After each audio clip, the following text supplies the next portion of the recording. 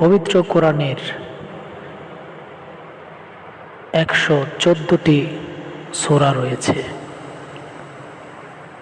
এর মধ্যে প্রথম সূরাটি হচ্ছে সূরাতুল ফাতিহা। এই সূরাটি মাক্কি সূরা। এই সূরাতে আছে 7টি আয়াত এবং এই সূরাটি নবী করিম সাল্লাল্লাহু আলাইহি ওয়াসাল্লামের উপর নাজিলকৃত প্রথম পূর্ণাঙ্গ সূরা। সূরার শুরুতেই আল্লাহ রাব্বুল আলামিন বলেছেন, আলহামদুলিল্লাহি রাব্বিল আলামিন।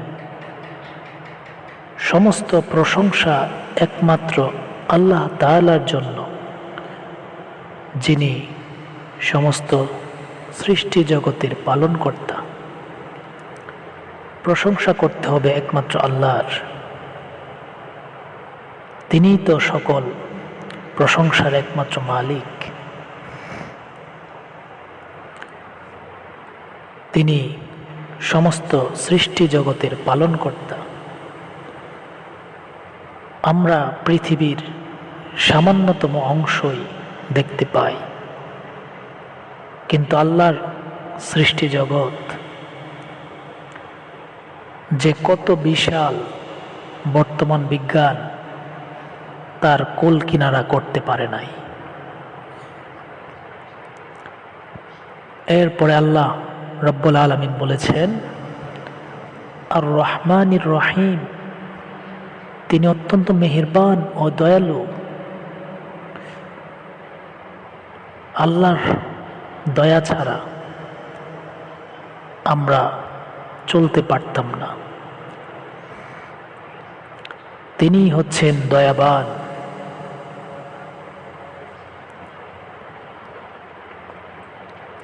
তারপরে আল্লাহ রাব্বুল আলামিন বলেছেন, মালিক ইয়াউমিদ্দিন। তিনি বিচার দিনের মালিক। এই পৃথিবী ছেড়ে এক সময় আমাদের সকলকেই চলে যেতে হবে। কিয়ামতের মাধ্যমে এই পৃথিবীর সব কিছু ধ্বংস হয়ে যাবে। পৃথিবীর পরের জীবন, পরকালের জীবনে আমরা দুনিয়াতে যা কিছু করেছি তার হিসাব দিতে হবে আল্লাহর কাছে।